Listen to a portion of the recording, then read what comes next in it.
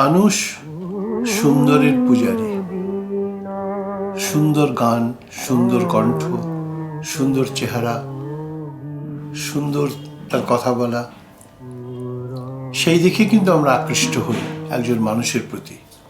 কিন্তু দুর্ভাগ্যক্রমে ঈশ্বর সবাইকে সব দিকটা সুন্দর করে তৈরি করেন না।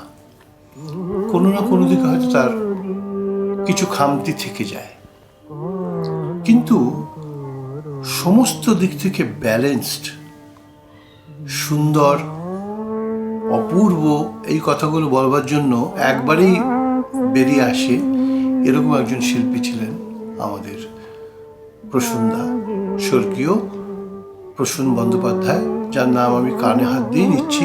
উনি আমার গুরু ভাই, কিন্তু গুরুস্থানীয় গুরু ভাই, তার কাছ থেকে অনেক কিছু আমি শিখেছি, সেই জন্য তার নাম নেওয়ার সময় আমি কানে হাত দিলাম।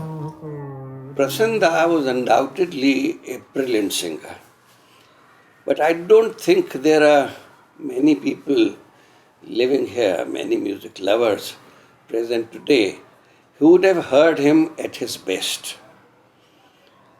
Well, his reputation still goes, and we know that he was a brilliant singer. I have been very fortunate because I was in Calcutta in 50s, and that was the time when Prasunda had come here from Patna. As a music student, he was greatly influenced by and impressed by Ustad Fayaz Khan Sahab and Pandit D.V. Paluskar. But when he came here, he first received his training from Pandit M.N. Ganguly, and then Padma Bhushan Gyan Prakash Ghoshji, Gyanda. And that did him a world of good. He was a very conscientious scholar and took his music very seriously. He was brilliant, of course. So much so that we hear that when he was taken to his All India Radio audition test, in the very first test he obtained A grade, although the person interviewing him or listening to him was as great an examiner, as strict an examiner as Pandit S.N. Ratanjankarji. So he was a brilliant musician. তার radio audition হচ্ছে। গুরুজি বললেন যে শোনো, পণ্ডিত রতনজঙ্কারজি audition দিতে আসবেন, কাজেই তোমাকে অন্তত 100টা রাগ তৈরি করতে হবে। Just he took 2 years time or 2.5 years time to complete those 100 ragas. এবং আমার মনে হয় যে গুরুজি এটা বোঝাতেও চেয়েছিলেন যে সেই সময় 100টা রাগ তৈরি হয়ে অডিশনের জন্য বসবার মতো কোনো বাঙালি শিল্পী বোধহয় ছিলেন না। প্রসুন্দা প্রথম লাচারি টুরি, করণ শঙ্করা, এই সমস্ত রাগ গুরুজির কাছ থেকে শিখেছিলেন। এটা গুরুজির মুখের কথা বলছি। শিখে উনি যখন অডিশনে বসলেন তখন একবারে গ্রেড। 1948-49 সালে আমার প্রথম প্রসুন্দার সঙ্গে সাক্ষাৎ হয়। তখন উনি বোধহয় সঙ্গীতাচার্য যামিনী গাঙ্গুলির কাছে তালিম নিচ্ছেন। এরপরে ওনার সঙ্গে মধ্যে মধ্যেই দেখা হয়েছে জ্ঞানবাবুর বাড়িতে। জ্ঞানবাবুর উনি তারপরে ছাত্র হয়ে গেলেন। ছাত্র হওয়ার পরে জ্ঞানবাবু আমাকে নিয়ে যেখানে যেখানে জ্ঞানবাবুর কোনো ভয়েসের দরকার ছিল সেখানে ওকে নিয়ে ব্যবহার করতেন। জ্ঞানবাবুর সুর দেওয়া কয়েকটি ছবি, যদু ভট্ট, এইসব ছবিতে অনেকগুলো ভালো ভালো বাংলা গান ছিল, সেগুলো সবই প্রসুন্দার কণ্ঠে গাওয়া। এই সমস্ত গানের রিহার্সাল অধিকাংশ তো জ্ঞানবাবুর 25 নম্বর ডিসন লেনের বাড়িতে হতো। ওনার সঙ্গে আমার পরিচয় খুব আরও ক্রমশ কী বলবো ঘনিষ্ঠ হয়। আমাদের বাড়িতেও উনি এসে আড্ডা মেরেছেন, গান করেছেন। ওর স্ট্যান্ডার্ড তবলিও ছিল শঙ্কর ঘোষ। বাড়িতে তো অ্যামালগামেট ফ্যামিলি, আমার বাবা মা ছাড়া আর সকলেই আমাদের গার্জেন। সেই অবস্থায় ঠিক করা হলো যে ও তো আর তবলা ছাড়া কিছু করবে না বলছে, তাহলে তোমাকে সংসারের জন্যে দিতে হবে টাকা। ব্যাস, প্রসুন্দাকে বললাম, প্রসুন্দা এখন আপনাকে আমাকে চালাতে হবে। মানে কি হলো, এই হয়েছে, আইদার আপনি টাকা দেবেন পকেট থেকে, তখন প্রসুন্দা ভালো রোজগার, আর তাহলে টিউশন দেবেন। সঙ্গে সঙ্গে 3টে টিউশন। রাধুবাবুর বাড়িতে যাচ্ছি, রাধুবাবু খুব খুশি হয়ে আরো 3টে টিউশন। ও 1 মাসের মধ্যে আমার টাকা রোজগার হয়ে গেল। বাড়িতে 44,50 টাকা করে দিতাম। তখন বাবা 250 টাকা মাইনে পেত। সংসার আমাদের চলে 150 টাকা। এত সস্তা গন্ডার ব্যাপার ছিল। তাতে আমি 50 টাকা, আরে বাবা বিরাট। তো এরকম করে তো তখন প্রসুন্দার সঙ্গে হলো। তারপরে প্রসুন্দাকে ঠিক হলো, প্রসুন্দা যখন রেয়াজ করবে আমি বাজাবো, প্রসুন্দা আমাকে 20 টাকা করে দেবে। একবার প্রফেশনাল ব্যাপার। কি কণ্ঠ, কি কণ্ঠ। আমরা বম্বে গেলাম, স্বামী হরিদাস স্বামী কনফারেন্সে আমরা গেলাম। আমি প্রসুন্দা আর অরুণ চ্যাটার্জি বলে রাধুবাবু একজন সেতার শিল্পী ছাত্র। তো সেখানে গিয়ে প্রসুন্দা গান গেয়েছে, গোলাম আলী খাঁ, মানে সব বসে সামনে। বলছে যে কাগজে লিখলো গোলাম আলী খাঁ সাহেব, আমির খাঁ সাহেব ও ডিবি পালুস্কর গুণমুগ্ধ। হিন্দিতে লিখলো, এই সুরের সম্রাট, সুর সম্রাট বলল। একবার শুনে কি কণ্ঠ ছিল, কত জায়গায় যে লোক কেঁদেছে কি বলবো। আমার মামা শ্বশুর ছিলেন, বিরাট বড় একটা চা বাগানের ম্যানেজার ছিল। তো উনি তো একদম কেঁদে ফেলেছেন। বলেছেন আপনি আমাদের ওখানে চলুন, আপনাকে আমি 1 সপ্তাহ রাখবো, সেবা করবো। এরকম ছিল। আর ওর যদি একটা জলকোট হতো, আমারও একটা জলকোট করে দিত। তখন তো আমার অত টাকা নেই বা এ নেই, he used to give me financial help.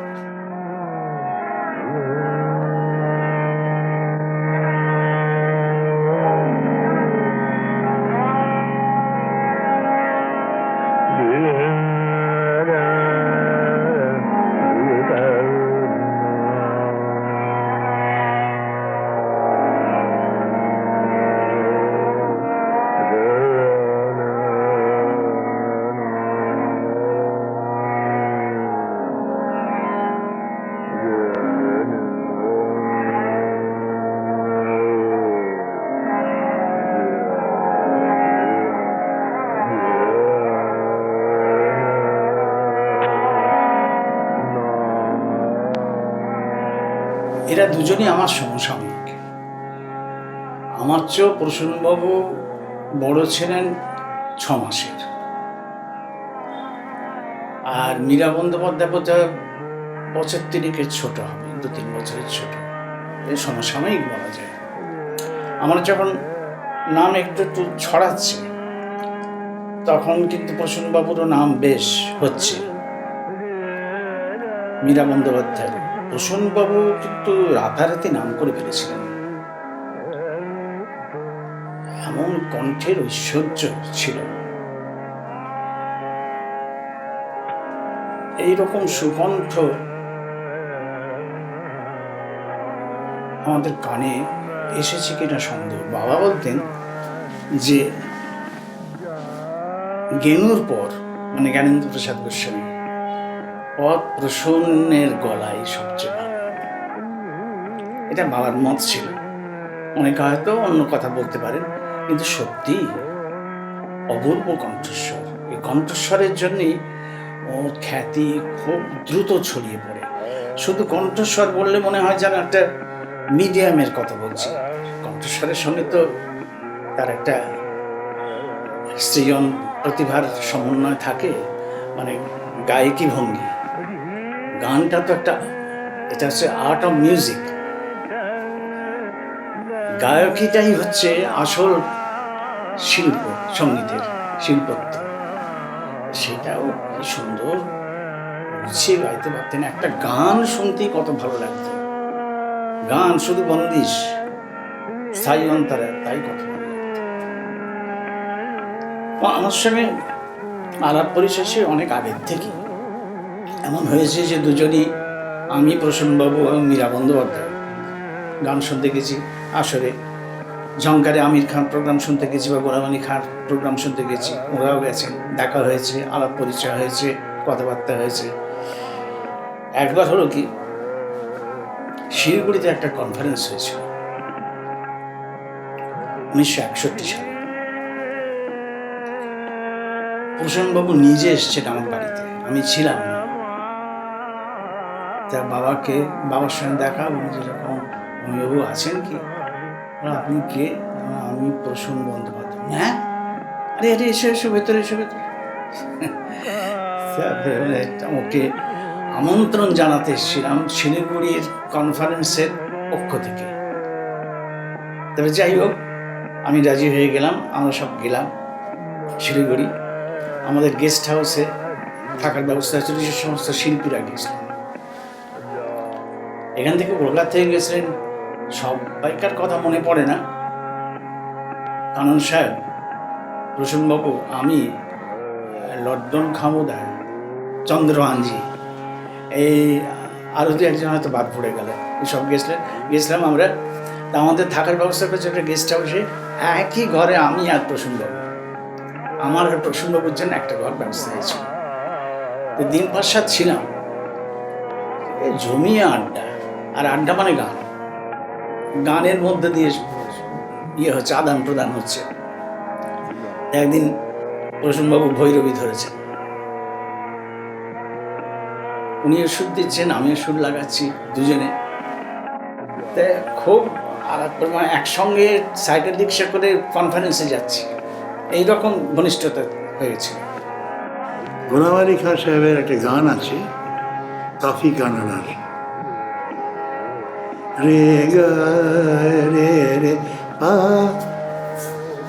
এই যে গানটা আমি ওটা আগাগোড়া আমার বাজনার মধ্যে ঢুকিয়েছিলাম। রেডিওতে বাজাবার পরে পরেই দাদা এবং দিদির টেলিফোন, এতখানি গোলাম আলী কাসেমের ভেতরে তুমি ঢুকেছো আর তো ভাবতেই পারিনি। আমি ওর ভেতরে চিরকাল ঢুকেছিলাম, আরও ঢোকার চেষ্টা করছি। আপনারা আমাকে সহায়তা করেছেন।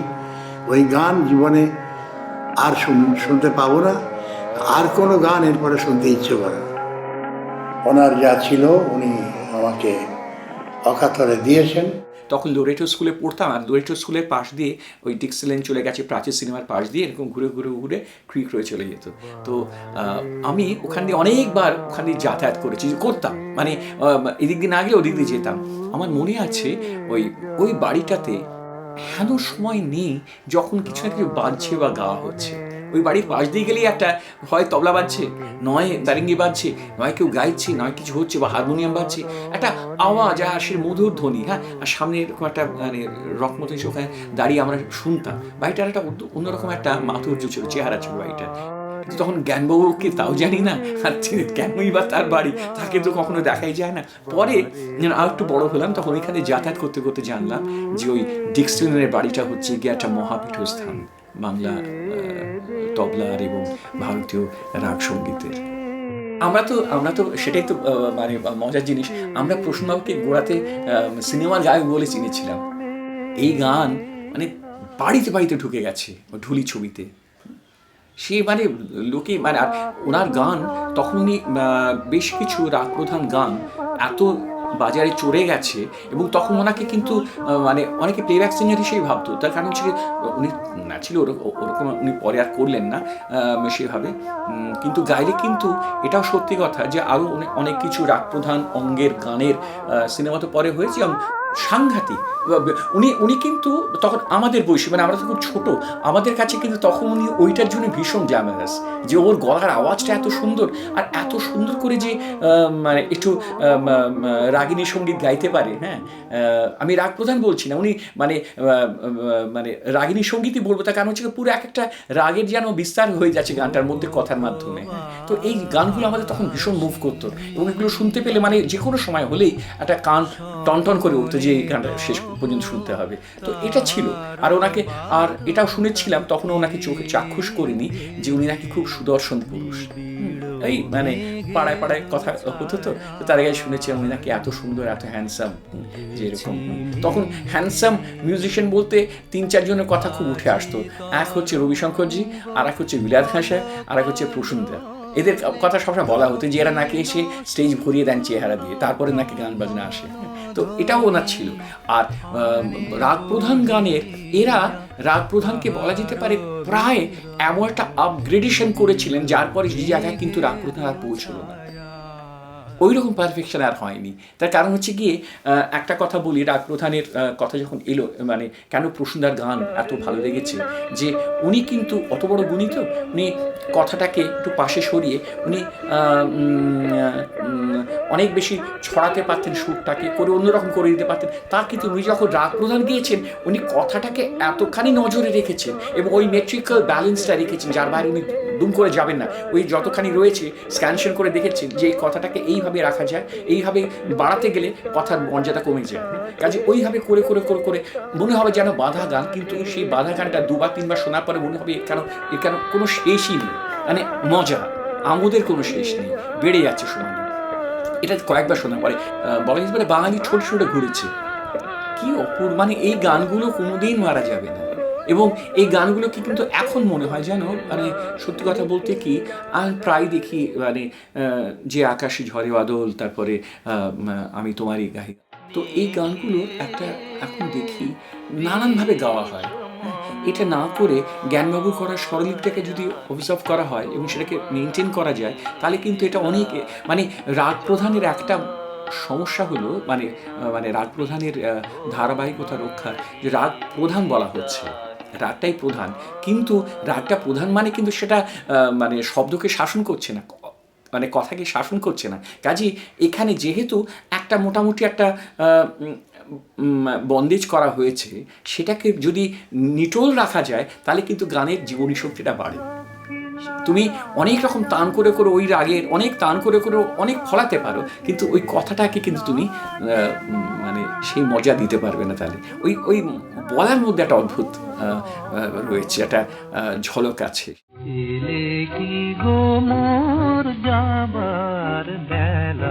যে কথাটার মূল্য সুর দিয়ে কতখানি দেয়া যায়, যে কোথায় গিয়ে দাঁড়াবো, কোন কথাটাকে কোনভাবে উচ্চারণ করব, এইটা ওরা কিন্তু মানে চর্চা করেছে বলা যায়।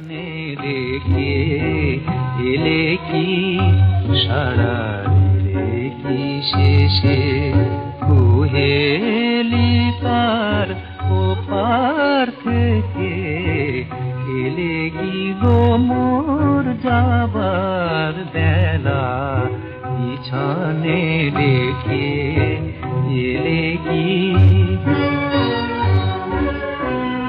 যাবে জীবন। আমার খুব গাইতে ইচ্ছে করছে, কিন্তু আমি শান্তনুকে বলেছি যে এখন আমি গাইবো না, কারণ এই গানগুলো প্রসন্নদার গলাতেই থাকা উচিত।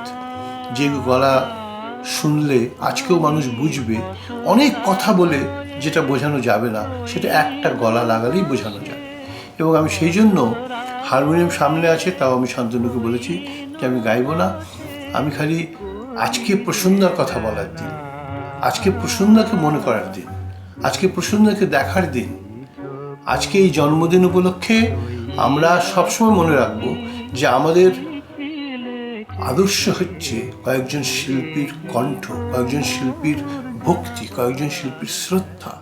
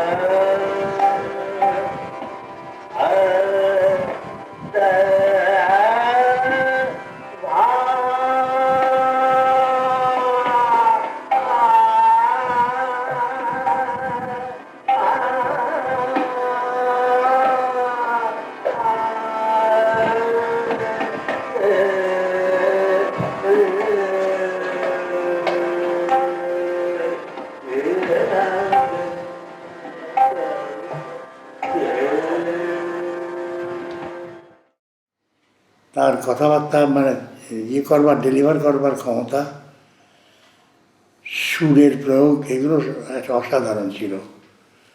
এবং এদিক থেকে আমার মনে হয় না যে তাকে ঠিক তার কাছাকাছি কেউ আর যেতে পারে না। আমি এখনো স্বীকার করছি, এখনো স্বীকার করছি যে হা বললে পারে কাঁপবে না, হা হা হা হা ও না, হা তো হা।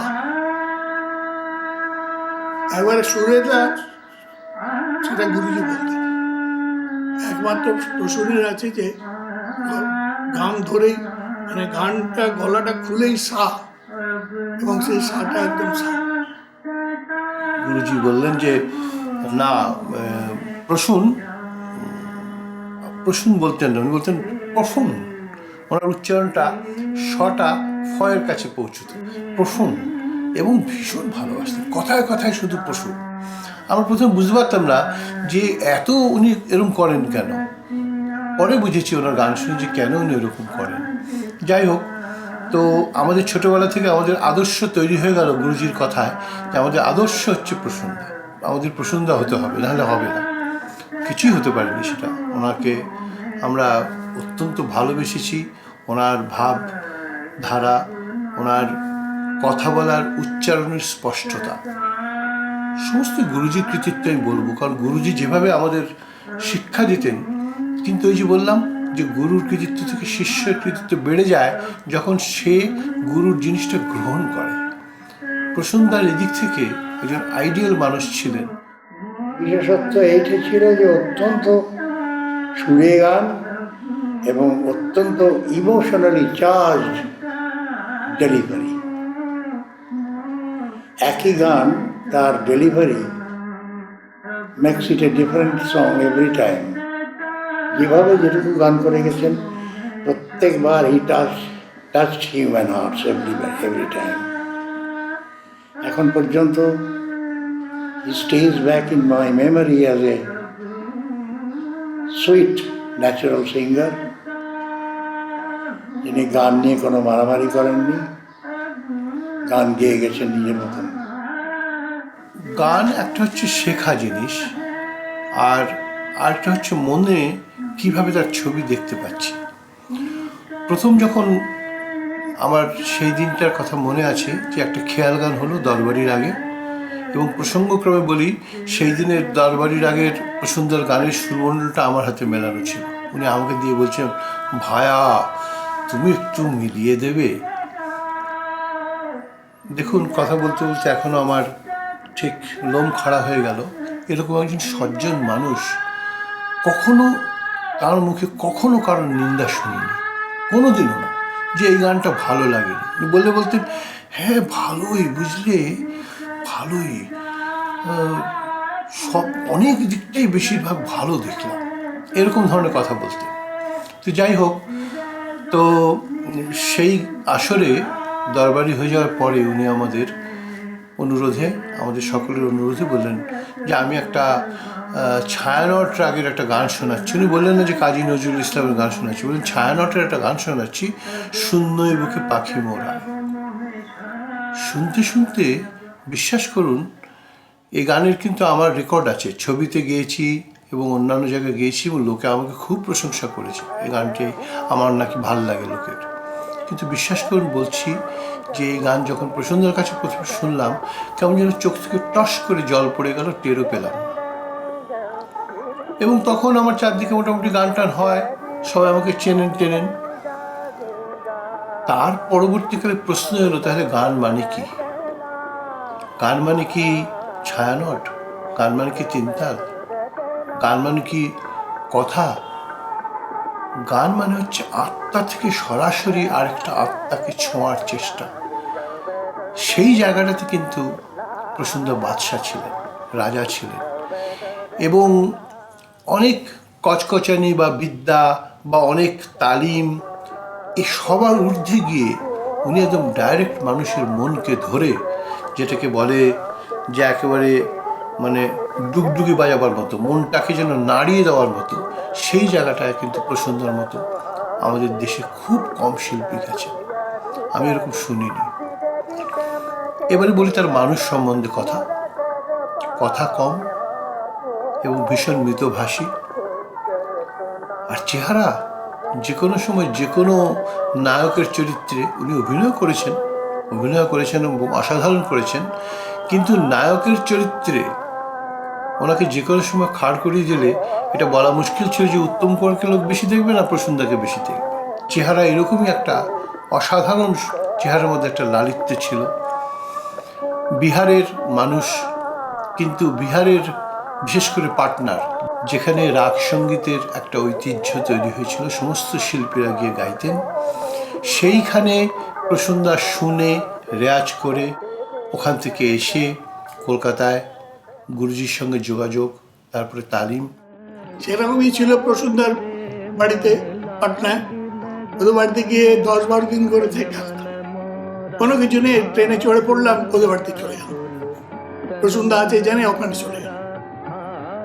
কোনো প্রোগ্রাম নেই, কিছু নেই, প্রসন্নদা আছে, চলো যাই। আমি তো ওইরকম ধরনের ছিলাম না, আমি তো ঘুরে বেড়াতাম, আমাকে কেউ জিজ্ঞেসও করতো না, কিছু চললাম, কি আছে প্রোগ্রাম আছে। আসলে আমি তো প্রসন্নদার কাছে শিখেছি, তো 10 বছর শিখেছি, অনেক গানই আমি জানি, অনেক গান সাকাও খুব ভালো করতে পারি, বা ভালো হয়েছে শিখেছি। এবং একটা তবলা প্লেয়ারের গান দেখানো দরকার। সেইখানে প্রসন্নদা শুনে রেয়াজ করে ওখান থেকে এসে কলকাতায় গুরুজির সঙ্গে যোগাযোগ, তারপরে তালিম, তারপরে গোলাম আলী খাসমের কাছে ওনার যাওয়া এবং তালিম নেওয়া। সেটা অবশ্য হয়েছে মিলাদির মাধ্যমে। his brilliance flourished further when he came under the tutelage of Ustad Bade Ghulam Ali Khan Sahab.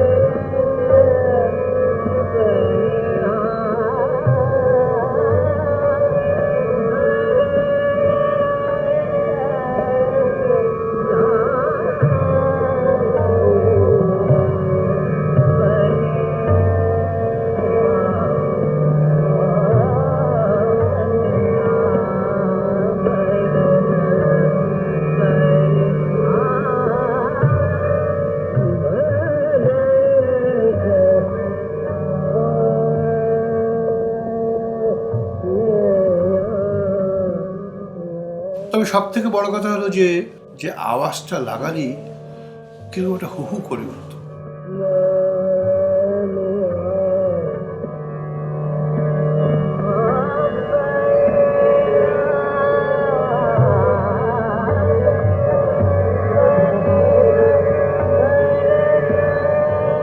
পশ্চিমবঙ্গের যে কথা বললাম, কণ্ঠস্বর, অসাধারণ কণ্ঠস্বর, কি মধুর, কি গায়কী ভঙ্গি, খুব দ্রুত নাম ছড়িয়ে পড়ল।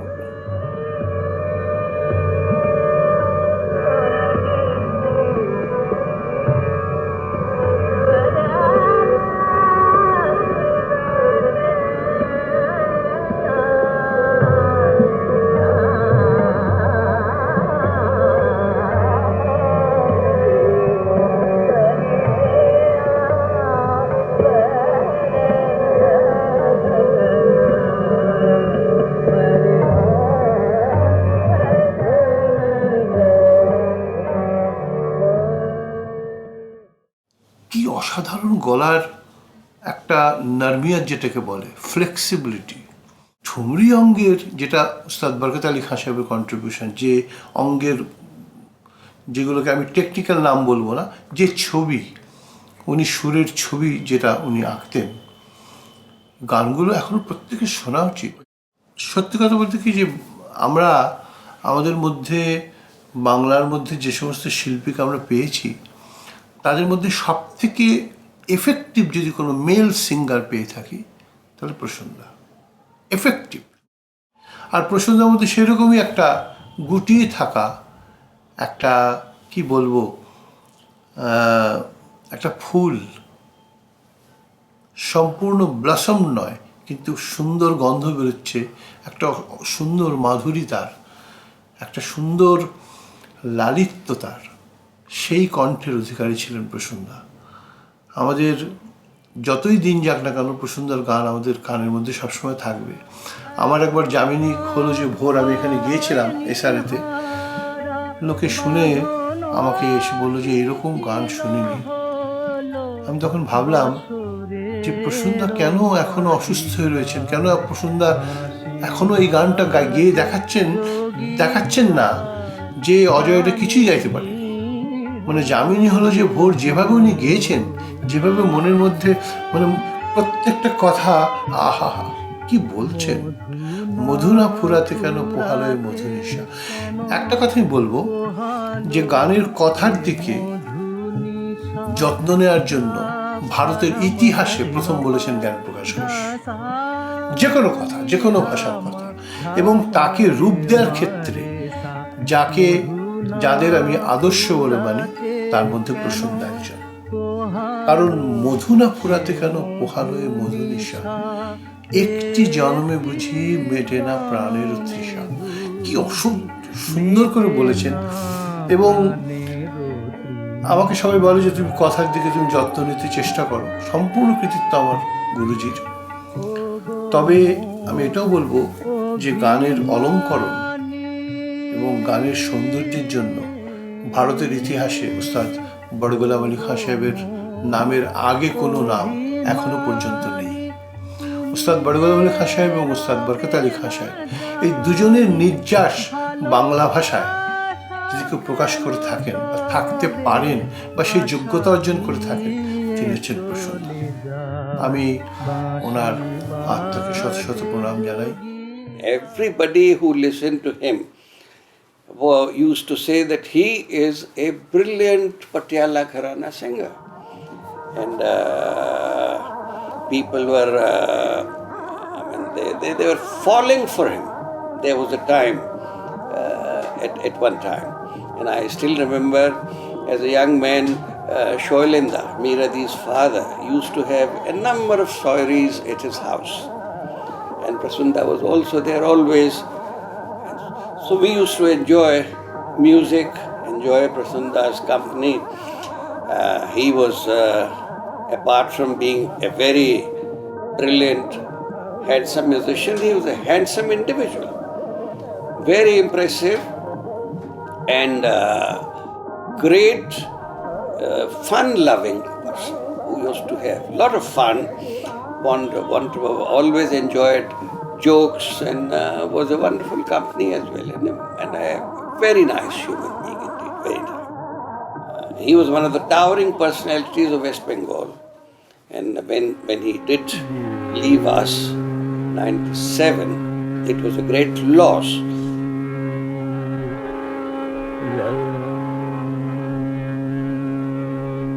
But still, we still remember him, we still cherish his music and his personality overall.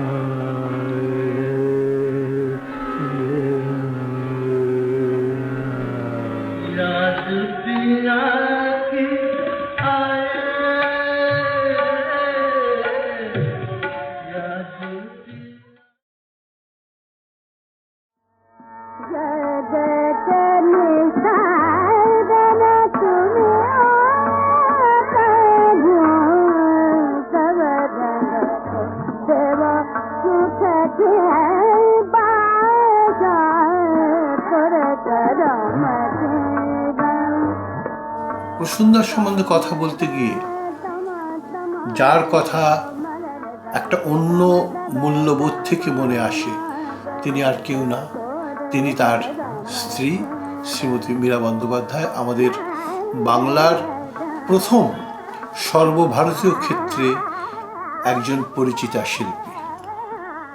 বাংলার থেকে কণ্ঠসঙ্গীতে ভারতের বেশ কিছু জায়গায় প্রভাব বিস্তার করবার দুজন মানুষকে আমরা জানি, একজন শ্রীমতী মীরা বন্দ্যোপাধ্যায়, একজন শ্রীমতী মালবিকা কানন।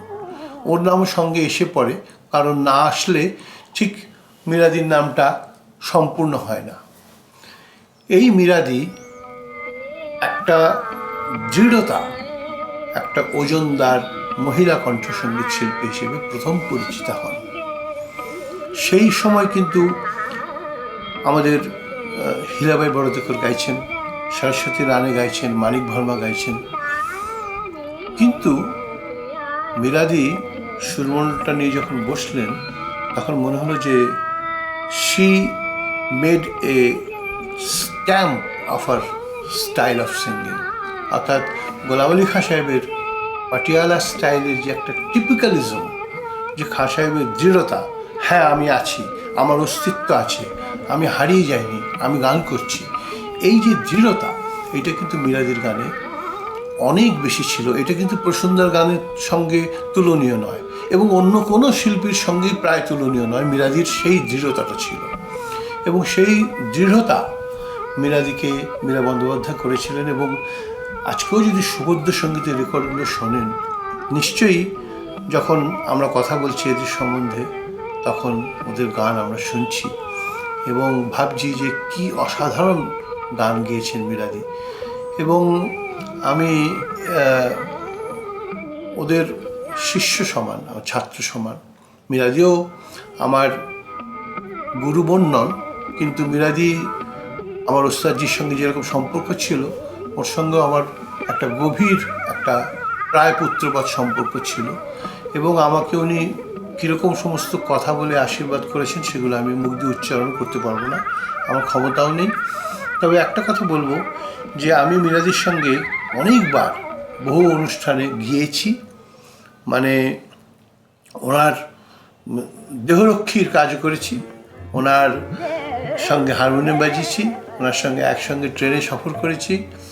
এবং শেষ সময়ে বেশ গত মনে আছে 4-5 বছর উনি চলে যাওয়ার আগে আমার সঙ্গে একটা বন্ধুত্বপূর্ণ সম্পর্ক তৈরি হয়েছিল। অনেক মনের কথা উনি আমার সঙ্গে বলতেন। মীরাদিকে নিয়ে কিছু বলা মানে আমার কাছে মীরাবাইকে নিয়ে বলার মতন। এইরকম একটা পুণ্যবতী মহিলা আমি বলবো, এরকম একটা পুণ্যবতী জীবন প্রাপ্ত হওয়া, এটা আমি মীরাদিকে দেখেছি।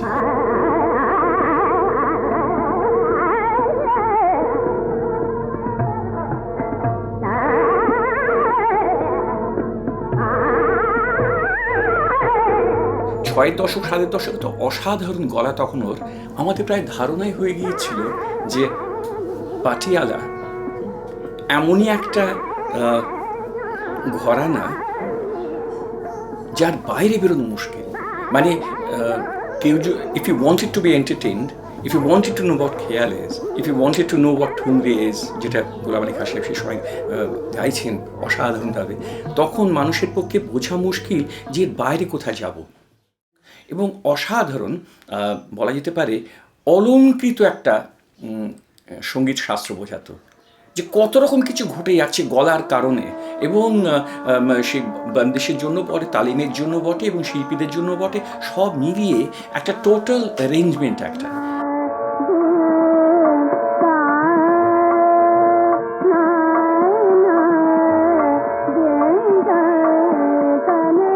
আমি প্রথম যখন একেবারে কাছে এইটুকু ডিস্টেন্সে 71 সালে একটা ঘরোয়া অনুষ্ঠানে আমাদের মীরাদিকে শুনলাম। তার আগে আমি শুনেছি, ওনাকে স্টেজে শুনেছি। তো সেটা একটা সরস্বতী পুজো ছিল, সরস্বতী পুজোর অনুষ্ঠান, বাদুর বাগানে বাড়িটা। তো উনি গাইলেন। আমার মনে আছে সেদিন একটা অদ্ভুত জিনিস আবিষ্কার করলাম, যে পাটিয়ালার গানের মধ্যে উনি আছেন, সব তান, তারপরে অলংকার, সব কিছু উনি করছেন একেবারে সেই মানে 3 মিনিট শুনলে বোঝা যাবে পাতিয়ালা খুলে যাচ্ছে। কিন্তু তার মধ্যে একটা কোথায় যেন একটা ওই ধ্যানী মানুষ এসে যাচ্ছে, কিরকম যেন গুছিয়ে একটা সন্ন্যাসিনী ভাবে গাইছিল। কি করে পাচ্ছেন আমি জানি না। তার কারণ হচ্ছে কি, পাতিয়ালার গানের মধ্যে এত রং আছে, এত যেটা একটু আগে বলেছিলাম, একটা সময় এত গতির চর্চা হয়, এত ঝলক থাকে।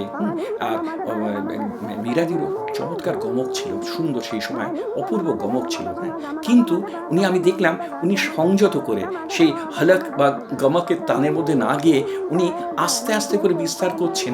তো আমি তখন ভাবলাম যে এটা এর আগে ওনাকে 8-10 বার যে শুনেছি, তার থেকে অন্যরকম লাগছে কেন।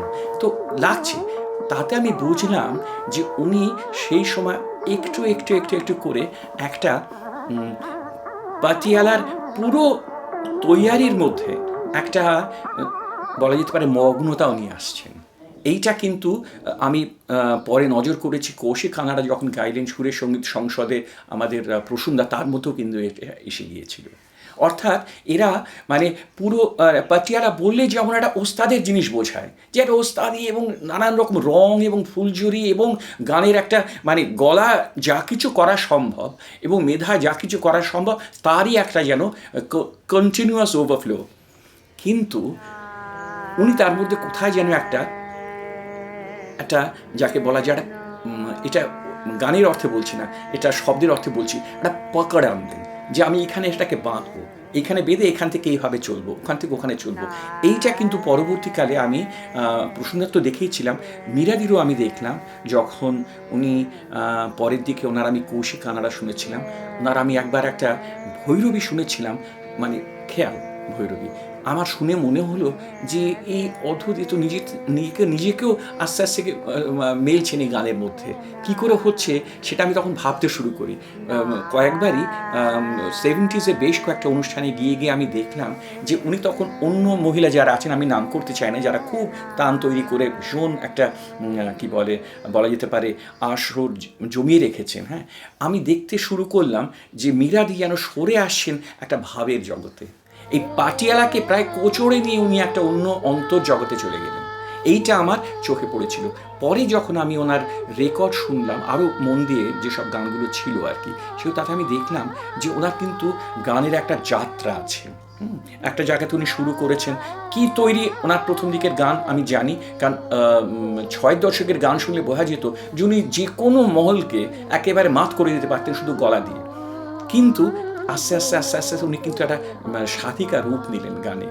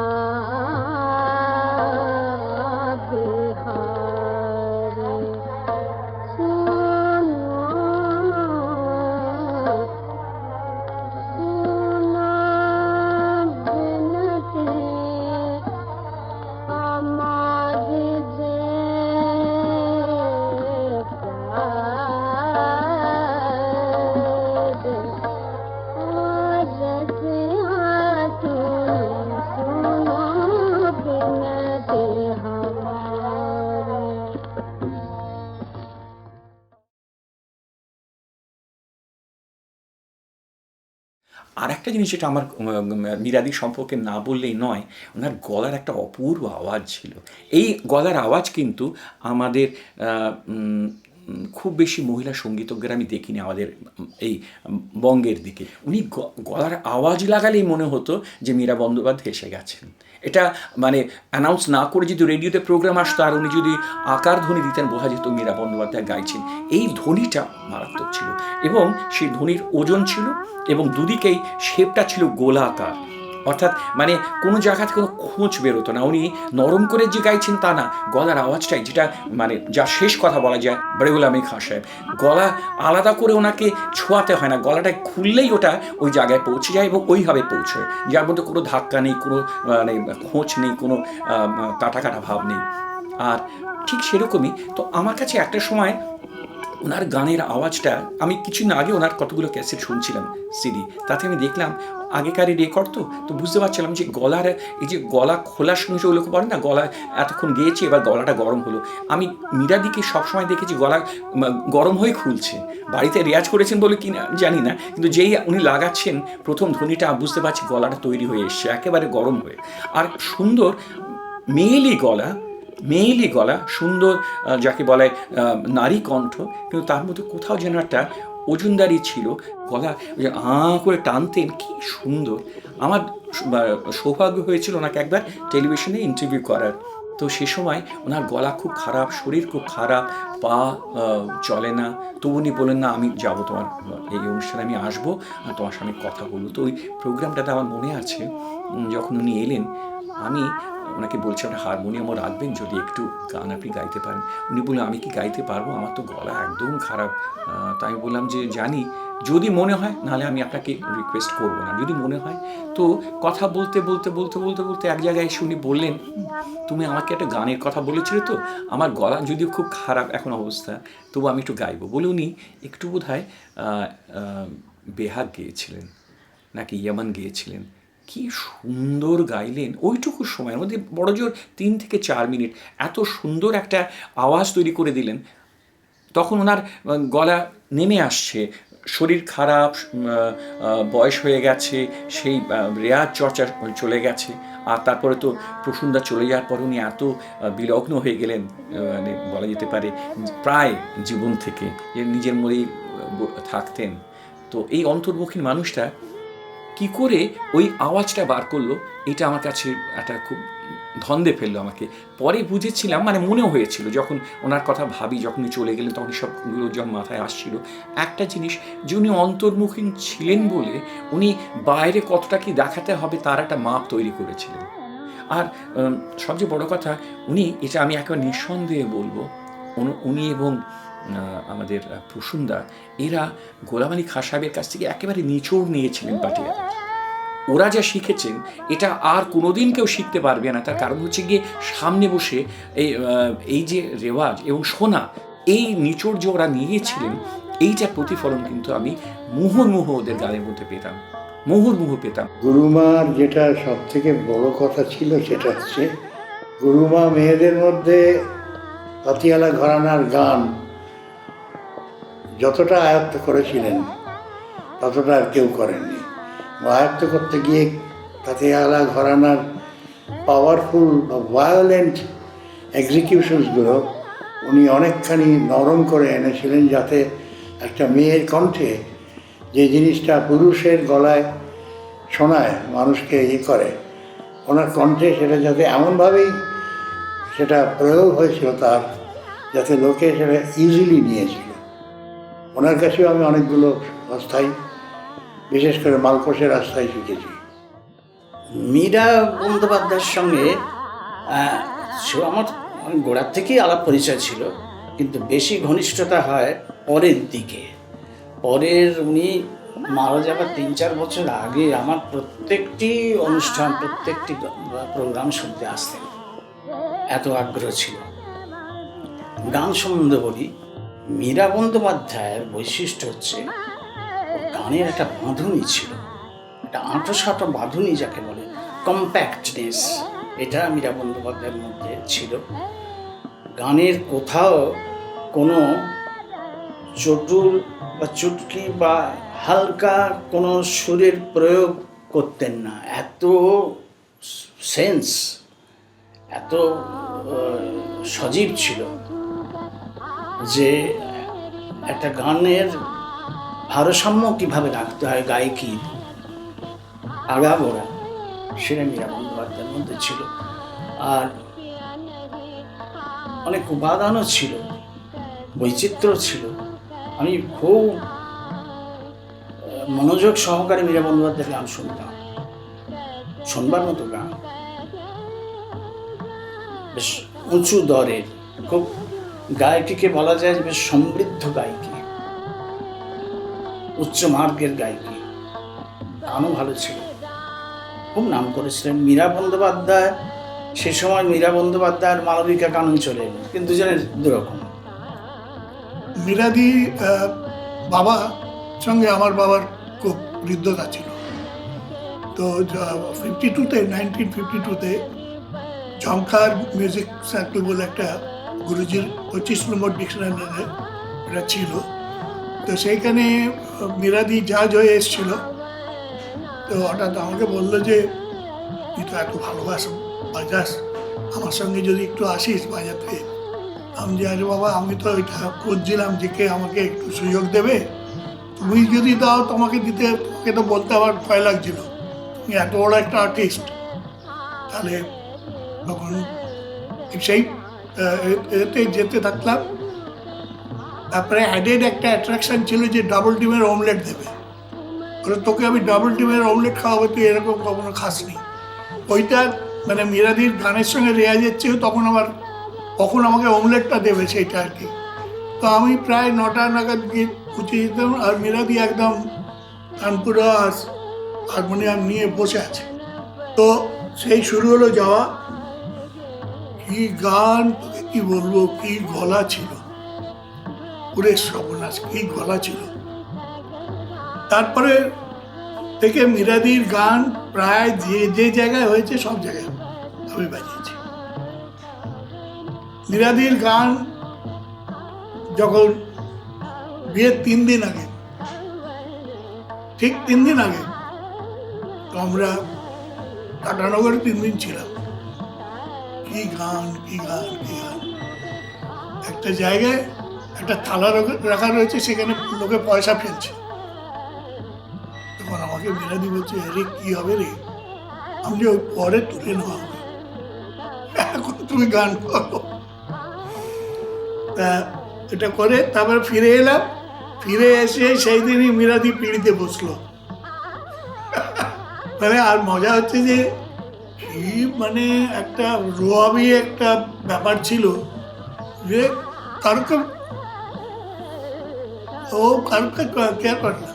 তো আমার বউ সংযুক্তা বলে যে উনি আসতেন একটা লং কোট পরে, শীতকালে কত প্রোগ্রামে যাবে, লং কোট করে এসছে প্রসূনদার সঙ্গে দেখা করতে। যে হচ্ছে কি সুন্দর দেখতে, একটা দুর্ধর্ষ দেখতে ছিল। আর স্কিন কি স্কিন তো লাস্ট পর্যন্ত, যখন মিরাদি মারা যাওয়ার আগেও দেখলাম স্কিন একদম সেই রকম। তারপরে এরকম বহু গান বাজনার আসলে বহু ধরনের। আহমেদাবাদে গিয়েছিলাম, এই রসুলান ভাইয়ের পরে গান ছিল।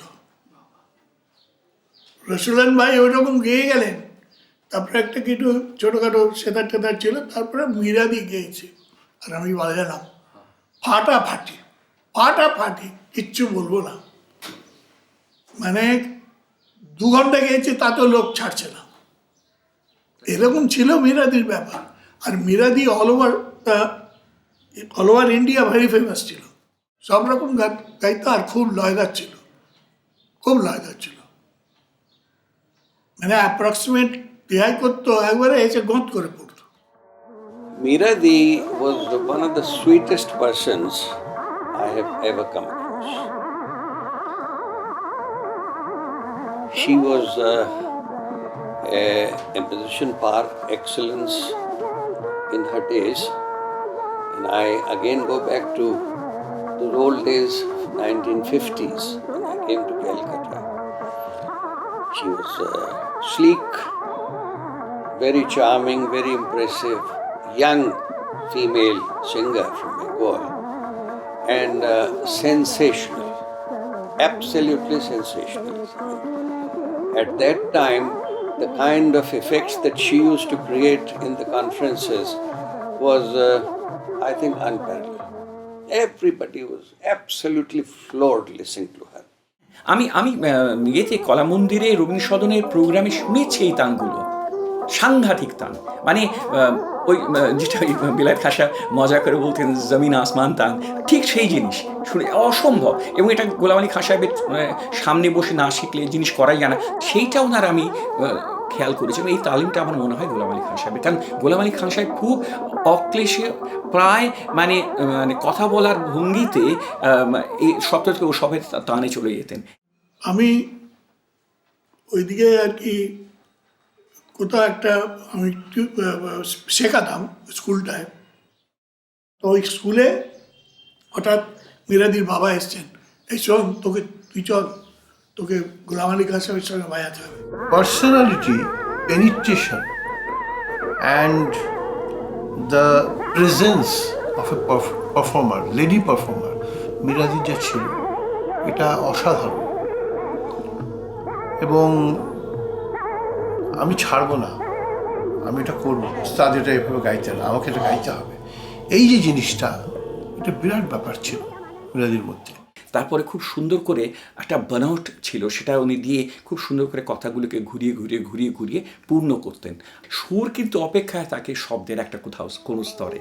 সে শব্দকে যখন একেবারে আত্মস্থ করে তখন সেইভাবে বলে, এবং সেই বলাটার মধ্যে এমন একটা পারফেকশন আছে যেটা শব্দে নিজের মধ্যে হয়তো নেই।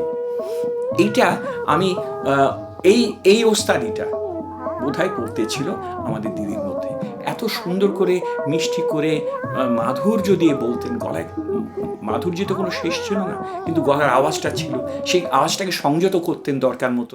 One uniqueness was that there were not many female singers of her stature in Patiala Gharana. As it is at that, those were the days when there were very few female singers who were coming out openly to sing from public platforms, from respectable families.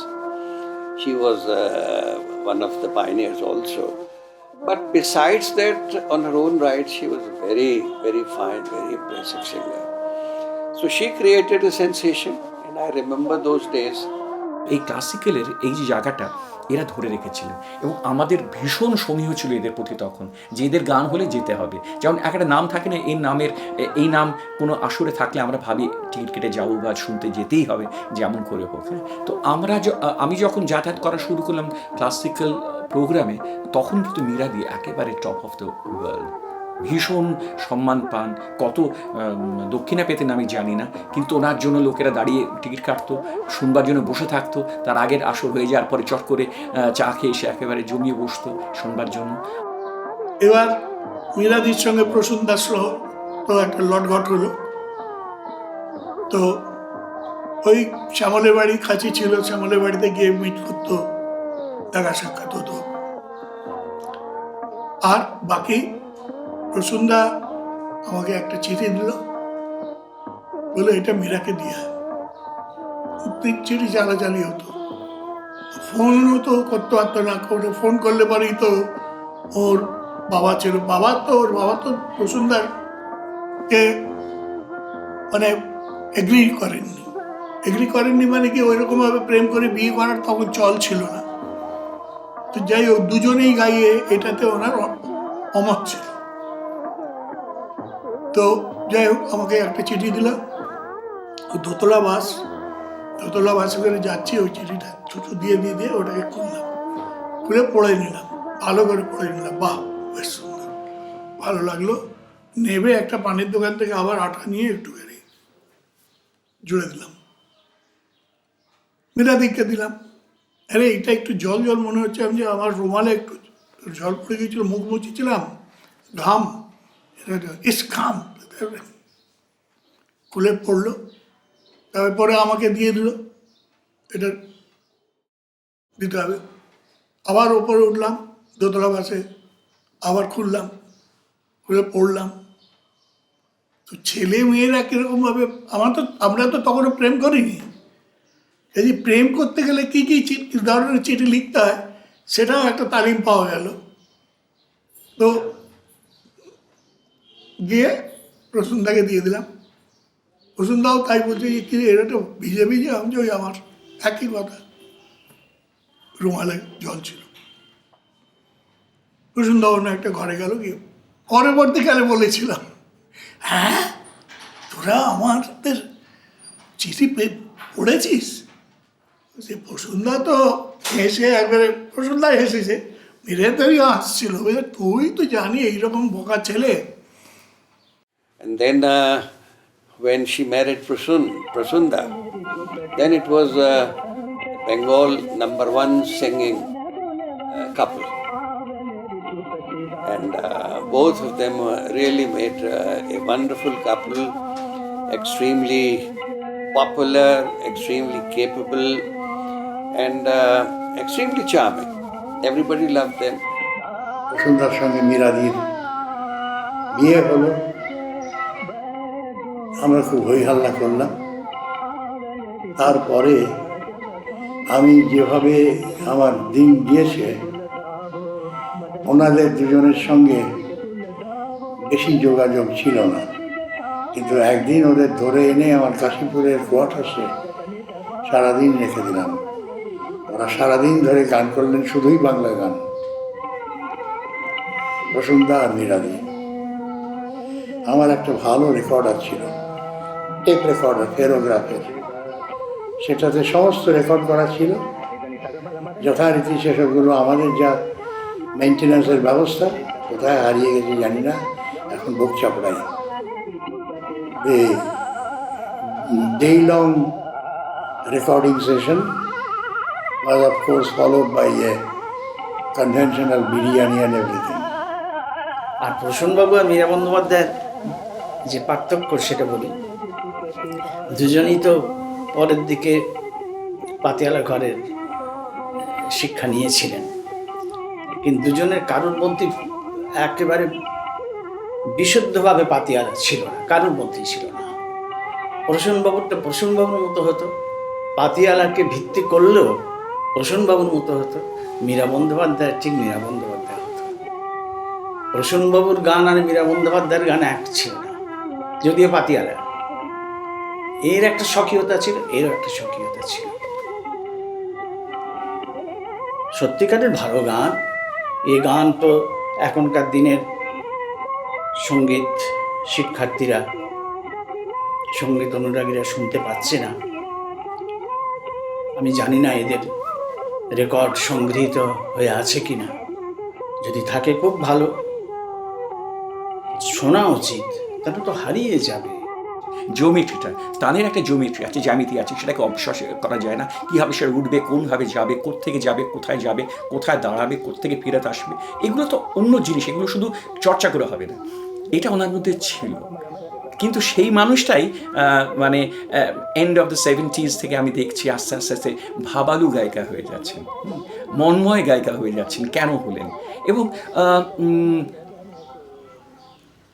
প্রসূনদা যদি অকস্মাৎ চলে না যেতেন, আমার মনে হয় আরও 10টা বছর হয়তো আমরা ওনাকে ওইভাবে পেতাম। উনি তো যতই শিল্পী হন, উনি কিন্তু শেষ পর্যন্ত একটি মা এবং শেষ পর্যন্ত একটি বলা যেতে পারে গৃহবধূ, এই চর্চাটা উনি রেখেছিলেন, এই জীবনটা উনি রেখেছিলেন। উনি নিজের ব্যক্তি জীবনকে উজাড় করে দিয়ে গানের জন্য দৌড়ননি, কিন্তু যেটুকু করেছেন সাধনা করেই করেছেন। কিন্তু এই আমাকে অমু জায়গায় গাইতে হবে, তমু জায়গায় গাইতে হবে। এবং ওনার স্মৃতি আমি এর কাছেও শুনেছি রবিশঙ্করজির কাছে, যখন ওরা রাশিয়া গিয়েছিলেন একসঙ্গে একটা ডেলিগেশনে, তখন বলেছেন যে তখন মীরার গলা সাংঘাতিক, খুব ভালো গায়। তখন উনি মীরা চ্যাটার্জি। মীরাদি সম্বন্ধে এটাই বলতে হয় যে উনি আইডিয়াল কন্যা, আইডিয়াল সিস্টার, আইডিয়াল স্ত্রী, আইডিয়াল মা। একজনের ভেতরে এতগুলি লোকে সমন্বয় পাওয়া যায় না।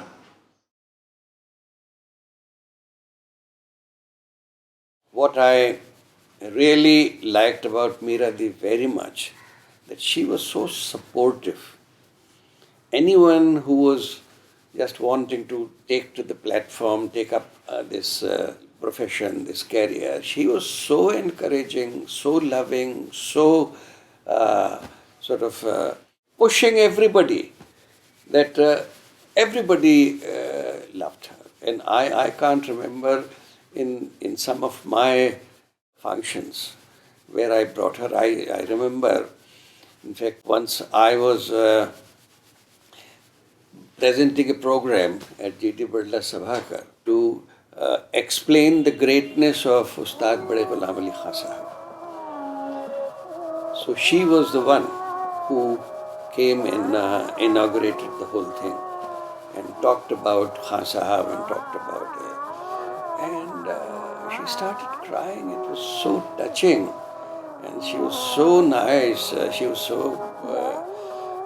I mean, the whole program developed a different kind of ambience because how she spoke and how she began the whole thing.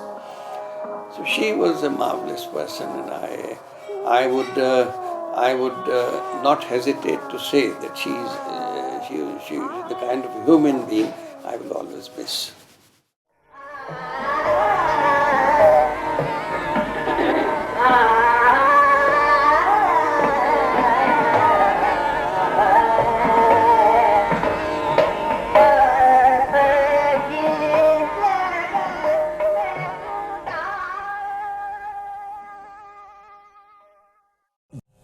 ব্রডে হোটেলে তার পরের দিন পরিষ্কার পরিচ্ছন্ন হয়ে, মনে বড় আশা নিয়ে বাবা আমাকে নিয়ে গেছেন।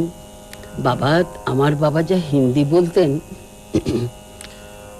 উস্তাদের কাছে গিয়ে বলছেন, देखिए उस्ताद, আমার जितना विद्या बुद्धि था ना, ये लड़की को আমি সব দিয়েছি, अभी आप तालीम दीजिए।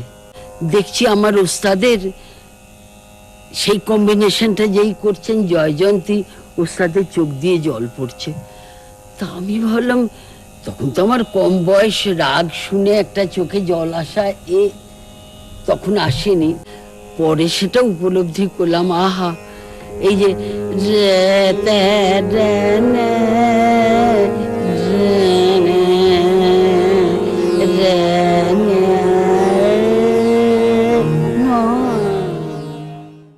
সেই সময় একটি পরিবারকে দেখে খুব আশ্বস্ত হতাম। তখন খুব যাতায়াত করছি ক্লাসিক্যাল ফাংশনে, একই দিনে ওদের গান থাকতো, আগে পরে বা এই দিনে থাকতো ওনার, ওই দিন থাকতো ওনার। সেটা হচ্ছে মীরা দেবী আর প্রসন্ন। এদের এমন একটা সম্পর্ক, এত ভালো স্বামী স্ত্রী সম্পর্ক, কোথাও কোনো কম্পিটিশন নেই, আর দুজনেই কিন্তু নিজের সেরাগুলো গিয়ে যাচ্ছেন একের পর এক। এটা কী করে হয়েছে তখন আমার মাথার মধ্যে এই জিনিসটা ঘুরতো। তাতে আর একটা জিনিস বুঝেছিলাম যে একটা স্তরে কিন্তু এটা বলে, এখন অনেকে বলে, হয়তো রবিশঙ্করজি বেঁচে থাকলে তিনিও বলতেন যে এক ঘরে দুটো মানে স্বামী স্ত্রী শিল্পী থাকার বোধহয় স্বাস্থ্যকর নয়, কিন্তু আমি এটা বিশ্বাস করি না এদের দেখার জন্য। তার কারণ হচ্ছে গিয়ে একটা স্তরে এসে, গানের একটা স্তরে এসে আমাকে কম্পিটিটিভনেস দিয়ে জাগাতে হবে না, মানে শিল্পী মনে করতে পারে, হ্যাঁ তাকে যে গাইছে, যদি স্ত্রী অসাধারণ গান করে, মানে স্বামীর বোঝা উচিত যে তার মধ্যে তারও কিছু অবদান আছে। আবার পুরুষ যদি সাংঘাতিক গান করে স্বামী, তারও বোঝা উচিত যে এরও পেছনে ওই স্ত্রীরও কিছু অবদান আছে, কারণ একটা সময়ের পরে এই দুজনে কিন্তু সমানভাবে বাড়ে। এইটা আমি ওদের দেখে শিখেছিলাম। এদের যে এই জুটিটা, এটা একটা মানে কি বলবো, এটা কি বিরাট একটা জুটি। আমার মনে হয় যে এত বড় মিলন হিন্দুস্তানি সঙ্গীতে দেখিনি। আমি ভগবানের কাছে প্রার্থনা করি তারা উপরে গিয়েও এই গান বাজনা দিয়ে যেন ওখানকার পাবলিককে ইন্সপায়ার করেন। আমার সঙ্গে দারুণ ভালো সম্পর্ক ছিল। আমাকে কতখানি মানে ভ্রাতৃস্নেহ তার আমার প্রতি ছিল আমি জানি না, মাপ করতে পারিনি। কিন্তু যখনই ডেকেছি আমার কনফারেন্সে উনি এসছেন, কথা বলেছেন, আমার সম্বন্ধে অনেক ভালো ভালো কথা বলেছেন, এবং পরিশেষে আমাকে একটি ক্যাডবেরি চকোলেট সবার সামনে উপহার দিয়েছেন। এই ক্যাডবেরি চকোলেট আমার জীবনে একটা বিশেষ প্রাপ্তি দিদির কাছ থেকে। একবারও ভুল হতো না। কোনো জায়গায় উনি স্টেজে যদি বলতেন কিছু আমার সম্বন্ধে, আমি কাছাকাছি থাকতাম, জেব থেকে বার করে ক্যাডবেরি চকোলেট, অডিয়েন্স হো করে হাসতো। এটা বোধহয় আরেকটি ব্যঞ্জনা আছে যে আমার কাছে খুব বাচ্চা, আমি সেটা মেনে নিতাম, সত্যি কথাই। ও আরেকটা কথা বলিনি, সেটা হচ্ছে মীরাদির কিন্তু আমি ভাই। মীরাদি আমাকে ভাইফোঁটা দিত, আমি যতক্ষণ না আসতাম খেত না, এরকম ছিল আমাদের সম্পর্ক। এই আজকের এই প্রসন্নবাবু আর মীরা বন্দ্যোপাধ্যায়ের স্মৃতিচারণ উপলক্ষে এইটি বলছি যে তাদের গানকে বাঁচিয়ে রাখার একটা চেষ্টা আগে দরকার। গানের মধ্যে দিয়েই তারা বেঁচে থাকবেন। আমি এখনো পাগলের মতো সেই টেপগুলো খুঁজে বেড়াচ্ছি, কিন্তু আমি কি বলবো, ইডিয়েট, এর যে কী দাম হতে পারে আলটিমেটলি বুঝতে পারিনি। সেটা কোথায় আছে, হয়তো একদিন বেরোলে তাকে আর তার থেকে কিছু উদ্ধার করা যাবে না। আমার কাশীপুরের বাড়িতে অত্যন্ত বড় ভালো টেপ রেকর্ডারে রেকর্ড করা হয়েছিল। প্রসন্দা হরিওমের একটা বাংলা অনুবাদ গিয়েছিল ওতে। তোরা যে এটা করছিস, ভগবান তোদের মঙ্গল করবে, আর তোরা যে গুরুজির নামে, গুরুমার নামে এটা করছিস, ভগবানের কাছ থেকে তোরা ব্লেসিংস পাবি। এই গুরু প্রণাম যেন প্রত্যেক বছর তোমরা করতে পারো। ক্রমশ এই সমস্ত মানুষ তাদের পাওয়ারফুল শিষ্যা, তারা যদি প্রচণ্ড এফার্ট করে এই ধরনের অনুষ্ঠান না করে, তাহলে এই সমস্ত মানুষ ক্রমশ বিস্মৃতির অন্ধকারে বিলীন হয়ে যান। প্রসন্দা আর মীরাদি বাঙালি স্মৃতিতে থাকবেন না, এটা বাঙালির পক্ষে অত্যন্ত দুর্ভাগ্য। এবং বিশেষ করে কামিং জেনারেশন যারা তাদের শুনতে পারলো না, তাদের পক্ষে তো আরোই দুর্ভাগ্য। তাদের কোনো আইডিয়াই রইল না যে প্রসূন ব্যানার্জি এবং মীরা বন্দ্যোপাধ্যায় কী ধরনের আর্টিস্ট ছিলেন। তোমরা আমার আশীর্বাদ এবং ভালোবাসা চিরকাল পাবে, কারণ তোমরা গুরু এবং গুরুমাকে চিরকাল বাঁচিয়ে রাখার চেষ্টা করছে, যেটা অনেকেই করে না। আমি আমার ক্যারিয়ার, আমার সব নিয়ে ঘুরে বেড়াচ্ছি, আমার সাম্রাজ্য বিল্ড আপ করছি। গুরু ফুরু এগুলো নিয়ে কী হবে? They have done their duties, they have gone away. এটা ঠিক নয়। Best wishes. কি যে বলবো ঠিক বুঝে উঠতে পারছি না। আমি একটাই কথা খালি বলবো যে আমাদের মধ্যে যেন মিরাদি এবং প্রসন্দার মতো শিল্পী যুগে যুগে জন্মায়, এবং তাদের মধ্যে এই যে দুজন শিল্পী হিসেবে থেকে আমাদের মধ্যে একটা দ্বন্দ্ব সৃষ্টি হয়, সেইটাকে ব্যালেন্স করে চলা, এটা দুদিক থেকেই কিন্তু ভীষণ ভালোভাবে ওদের জীবনে একটা উদাহরণ রূপে থেকেছেন ওরা। দুজনেই সমান তালে একটা সংসারকে ধরে রাখা, মেয়েদের গান শেখানো, এবং তাদেরকে মিরাদিদের 3টি মেয়ে আমাদের, তারা বোনের মতো, 3 বোন আমাদের, তারা গান বাজনা শিখেছে। গান বাজনা সবাই যে করেছে সমানভাবে তা নয়, কিন্তু গান বাজনার প্রতি এবং তাদের পড়াশুনো সমস্ত কিছু দেখাশোনা করে, কর্তব্যবোধ পালন করে, দুজনের গান করে, একজন এখানে গান একজন ওখানে গান করে জীবন কাটানো খুব সোজা কথা নয়। সেটাও ওরা করেছেন। আমি ওদের মাতৃপিতৃরূপে আমার প্রণাম জানাচ্ছি, এবং আমি সঙ্গে একটা কথা এটাও বলবো যে শান্তনু, আমাদের শান্তনু যেরকম একটা প্রচেষ্টা করেছে সবাই মিলে, সবার সাহায্যে, সবার আশীর্বাদে, যেন আজকের এই অনুষ্ঠানটা এত সুন্দর হওয়ার জন্য যে ওর অনেকখানি কৃতিত্ব ওর পাওয়া উচিত, সেটা আমি নিশ্চয়ই বলবো ঈশ্বরের কাছে, যেন ঈশ্বরকে অনেক আশীর্বাদ করেন। এবং গুরুর শিকার, গুরুকে মনে রাখা, এর থেকে বড় কাজ জীবনে কিছু আছে বলে আমি মনে করি না।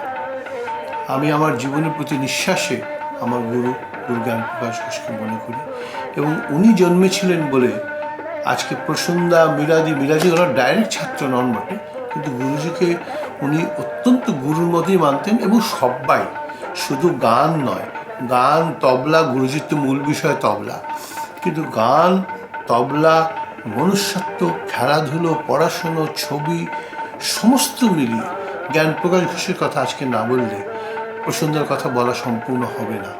সেই জন্য বলছি যে গুরুজির প্রজন্ম পরম্পরায় আমরা যতটুকু শিখতে পেরেছি সেটা বড় কথা নয়, যেন ওর মূল্যবোধটাকে বাঁচিয়ে রাখতে পারি। এবং তার ছাত্রছাত্রীরা তবলা এবং গানে, আজকে অনেকের কথাই আপনারা শুনলেন, যাদের কথা শুনলেন তাদের মাধ্যমেও গুরুজির পরিচয় আপনারা পাচ্ছেন। এবং সেই প্রজন্ম পরম্পরা শান্তনু এটা করলো, শান্তনুর ছাত্ররাও যারা ওর কাছে শিখছে তারাও যেন এটা ধরে রাখতে পারে। এর মাধ্যমে যেন আমাদের সংস্কৃতি, the most important element of our countries cultural element is music, এবং আমাদের স্পিরিচুয়ালিটি, অর্থাৎ আধ্যাত্মিকতা মানে বিশ্বাস, শ্রদ্ধা, ভালোবাসা, এইগুলো যেন প্রসন্দা এবং গুরুজি এবং তাদেরও গুরু সবার কাছ থেকে যা আমরা পেয়েছি সেটা যেন নিয়ে চলতে পারি, এইটি আমার ঈশ্বরের কাছে প্রার্থনা। আমি প্রসন্দা এবং মিরাদির আত্মাকে শত শত কোটি প্রণাম জানাই।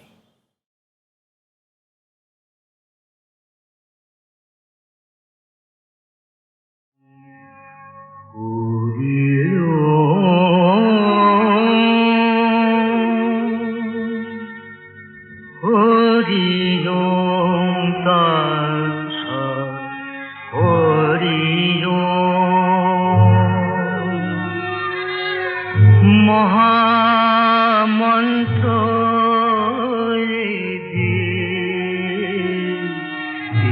মন্ত্র